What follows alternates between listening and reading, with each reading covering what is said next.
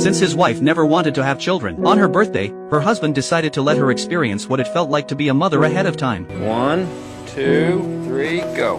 Happy birthday.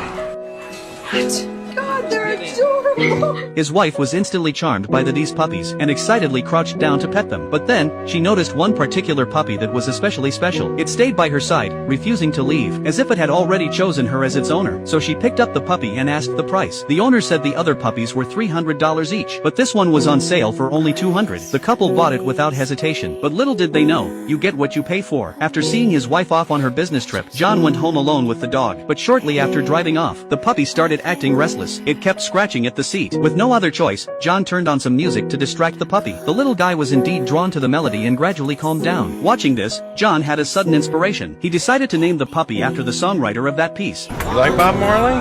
Marley? You like that? And so, Marley became the name that would stay with this dog for life. When John got home, he heard that the neighbors had been robbed. A hint of relief crossed his mind. At least now they had Marley to guard the house. But that sense of security didn't last long before Marley shattered it completely. The dog food accidentally spilled. John turned to get a cleaning tool, but when he turned back, he realized it wasn't necessary. More than half of the food was already gone. Late that night, John tried to settle Marley in a cardboard box, but the puppy's howling kept him awake. Helpless, John gave in and brought Marley into the bedroom. Half asleep, a wet licking sensation woke him up. The moment he opened his eyes, John was stunned by what he saw. The once intact bed had been torn to shreds, and the whole room was a complete mess. With no other choice, John locked Marley in the garage. But when he picked up his wife and came home, he discovered that in just the 1 hour he'd been gone, Marley had also turned the garage upside down. It's one little dog did that. However, beyond their initial shock, the couple didn't blame Marley. They just thought he was being naughty and would grow out of it. And it was precisely their leniency that fully unleashed the puppy's little devil side. As time passed, Marley grew into a big dog. Jenny could no longer hold him back by sheer strength. The couple decided to send Marley to obedience school, but the moment the trainer took the leash, Marley bolted and broke free. Trying to save face, the trainer used a whistle to get Marley's attention. But the next second, Marley pounced and knocked the trainer to the ground. Unsurprisingly, Marley was expelled. The trainer blamed Marley's behavior on him being in heat, which made Jenny determined to have Marley neutered. On the way to the vet, Marley didn't settle down either. He stuck his head out the window, facing the wind, and suddenly tried to jump out of the car. Luckily, John was quick. He grabbed Marley's hind legs and held on tight. Startled by the sudden commotion, Jenny slowed down the car, planning to pull over. But this stop caused a traffic jam. The driver behind them joked, "Get a leash!" Oh, shut up! Hey, he's losing his balls, say, cut him some slack!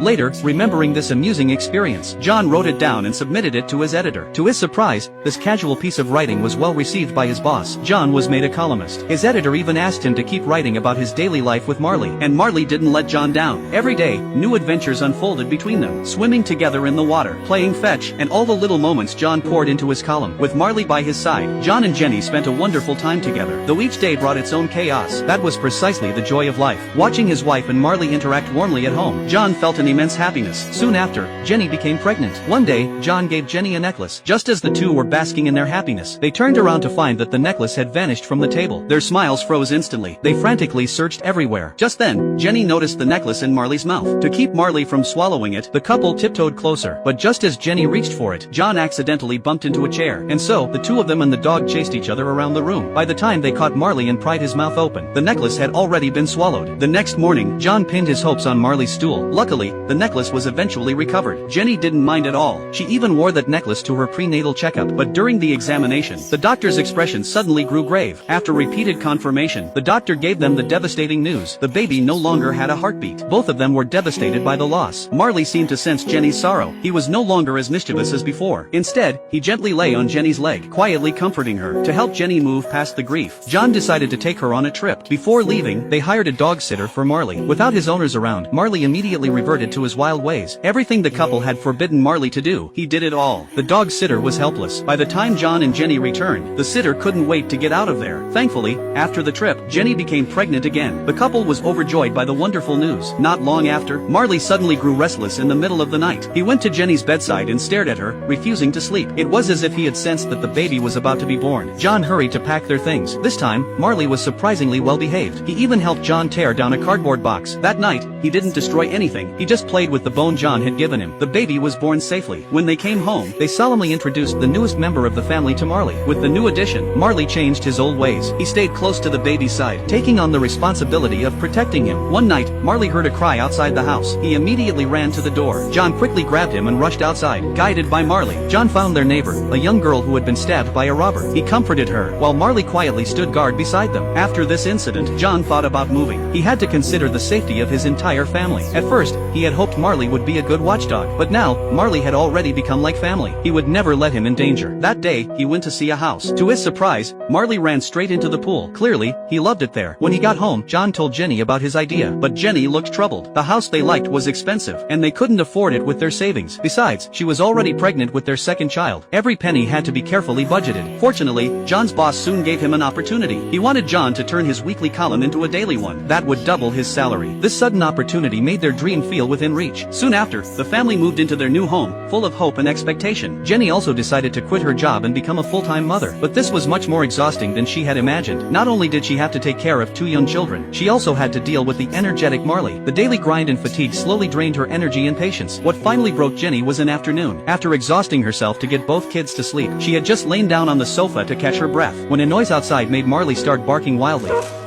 The piercing barks instantly woke both children. Just as Jenny managed to calm the baby, Marley accidentally bumped into the older one in the chaos. Just then, John came home, grinning and greeting Marley. Jenny took out her frustration on John, bluntly saying that Marley was a bad dog, and telling him to get rid of it immediately. This only added fuel to John's fire after a long day at work. And I'm just a husband. You gonna get rid of me when I I misbehave? thought about it. Oh, well, that makes 2 of us. The truth was, both of them were working hard for the family. They just never stopped to consider how tired the other was. The argument was never really about Marley. It was about 2 exhausted people, who thought the other should just understand. But neither had the energy to be the first to say, "I need you." After calmed down, John said he would find a new home for Marley. Hearing this, Jenny felt guilty. She apologized and said she had been too impulsive. Marley's home was here. When life presented conflicts, the family should solve them together, not blame each other. And so, they made up. One day, the family was playing in the pool. Just then, John received a job offer. It was from a top-tier newspaper company. They wanted him to work there as a reporter, but John's career was stable now. He didn't want to put his family at risk. Back in the pool, Jenny learned that John had turned down the offer. She understood her husband's concerns and didn't say much, but becoming a reporter had always been his dream. Facing this rare opportunity, John couldn't help but waver, so much so that it began to affect his work. His boss noticed and decided to give John a long vacation. That night, he came home with a heavy heart. The moment he turned on the light,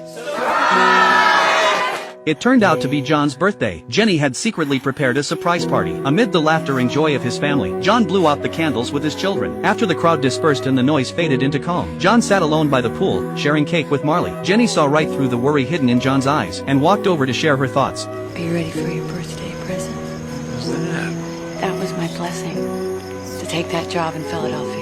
With Jenny's unconditional support, John made up his mind to take the reporter job in Philadelphia. The family moved into a farmhouse. In winter, it snowed there. Marley was still mischievous, but he especially loved playing with the children in the snow. He would even sneak into their beds to sleep. Everyone wished the good times could last forever, but no one could escape the passage of time. Marley witnessed the growth of his 3 young masters. He was no longer the little devil he used to be. Now, even climbing the stairs took all his strength. The naive son thought Marley was just tired, but John knew that he was just too old. One night, Marley did something unusual. He left the house. John and Jenny searched for him in the pouring rain, but Marley was nowhere to be found. Not wanting to worry the 3 children, Jenny returned home early. She didn't want to discuss death with them, so quickly put the children to bed. Outside, John finally found Marley under a tree. He took Marley to the vet. After an examination, the vet told him that Marley's stomach had twisted because he ate too quickly. Given his current condition, it was unlikely he would survive the night. Even if he did, this condition was very prone to relapse, and at Marley's age, if it came back, he might not survive the surgery. Hearing this, John's heart felt like it had been hit by something heavy. He couldn't accept it, but deep down, John held onto a sliver of hope. He refused to give up on Marley. When he got home, he didn't dare tell his wife the truth. He just said casually that Marley was staying at the vet for observation, and that the doctor was confident. Jenny didn't say much. She just brought out all the columns her husband had written over the years. They recorded everything about Marley, also recorded their lives together. Perhaps the couple moved heaven. Marley actually recovered. Life went on as usual. John still took Marley for walks, only now he had to slow down, to wait for the dog he used to not be able to catch up with. Marley also grew strangely danger. He lost his former vitality and would lie around all day. One day at work, John got a call from Jenny. She said Marley was lying motionless in the shade. John rushed home without a moment's delay. Seeing Marley's condition, he had no choice but to take him back to the vet. Before they left, the three children each hugged Marley. He was the companion who had grown up with them. None of them wanted to lose him. John put Marley in the back of the car. As they said goodbye, Jenny held Marley and kissed him again and again, tears streaming uncontrollably down her face. After more than a decade of companionship, Marley had long become an irreplaceable member of the family. After the examination, the vet said there was nothing more they could do. John looked at Marley, lying weakly on the bed, struggling in pain. His heart ached. He couldn't bear to watch his companion of so many years suffer in his final moments. Fighting back tears, he made the difficult decision to put Marley to sleep. Jenny and the children watched videos of Marley over and over again. At this moment, Marley was no longer just a dog. He was a family member who had accompanied the children through their childhood, a loved one who had stayed with them for years. Those moments of trouble and joy were woven together into the fabric of their memories of home. Remember, we were always saying what a pain you were. You're the world's worst dog. Don't believe it. Don't believe it even for a minute. Because you knew we couldn't find a better dog. Love you so much. As the medication was injected, Marley slowly closed his eyes. The family buried Marley in the yard. Each of them wrote him a letter, saying their prayers for him. Finally, Jenny took off her necklace, the one Marley had once swallowed, and also the only thing he had ever wanted but never received. She placed it with him. With a heavy heart, John closed the gravestone. Though Marley was gone, the laughter and joy he left behind would remain the family's most precious memories.